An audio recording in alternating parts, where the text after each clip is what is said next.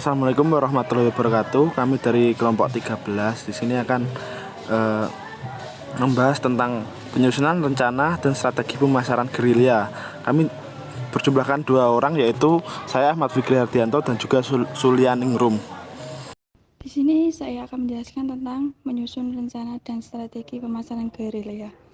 Menurut Philip Kotler, pemasaran adalah kegiatan manusia yang diarahkan pada usaha untuk memuaskan kegiatan atau wants dan kebutuhan atau needs melalui proses pertukaran. Strategi pemasaran gerilya adalah teknik-teknik kreatif berbiaya rendah dan non-konvensional. Perusahaan-perusahaan kecil dapat memperoleh hasil yang banyak atau lebih besar dari upaya pemasaran mereka. Selanjutnya, rencana pemasaran gerilya harus mencapai 4 tujuan. Pertama, harus menetapkan pasar-pasar sasaran khusus yang akan dilayani oleh perusahaan kecil.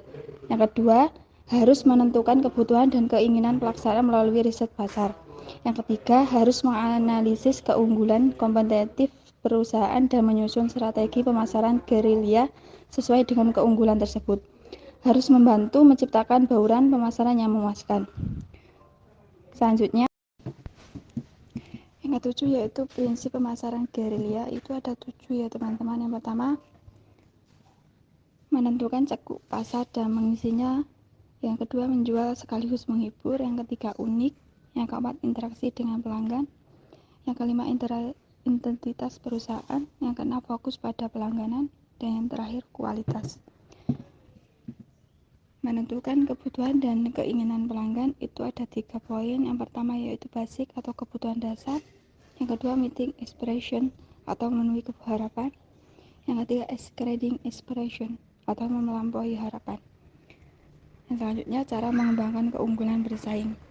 Dasar yang kokoh untuk membangun keunggulan bersaing yang menjulang tinggi di pasaran itu ada 4 poin. Yang pertama, hubungan dekat dengan pelanggan, perhatian pribadi, fokus pada pelayanan. Yang ketiga, fleksibilitas manajemen.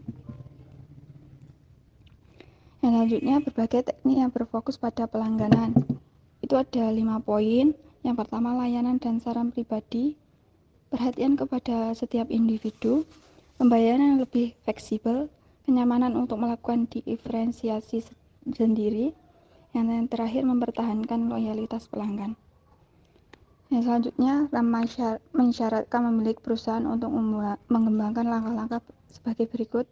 Yang pertama yaitu mengumpulkan informasi yang bermanfaat mengenai pelanggan yang ada dan menghimpunnya dalam basis data.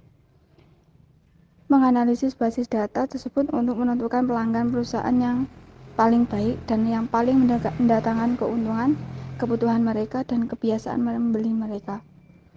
Yang ketiga, menggunakan informasi yang telah digali untuk mengembangkan hubungan yang abadi dengan pelanggan terbaik, orang-orang yang menawarkan nilai-nilai yang paling menarik bagi perusahaan, dan untuk melayani mereka secara lebih baik lagi.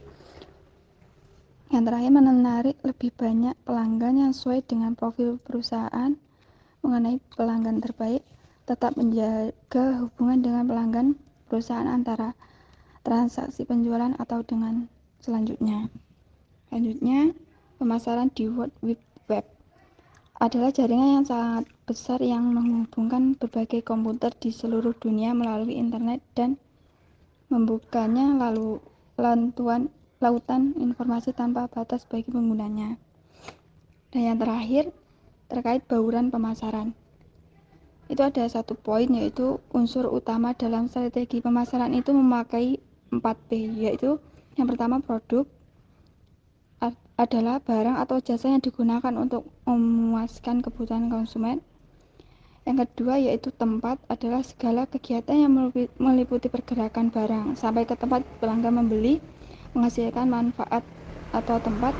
Yang ketiga yaitu harga, mempengaruhi baik penjualan maupun laba, dan tanpa harga yang benar penjualan dan laba akan mendapatkan kesulitan.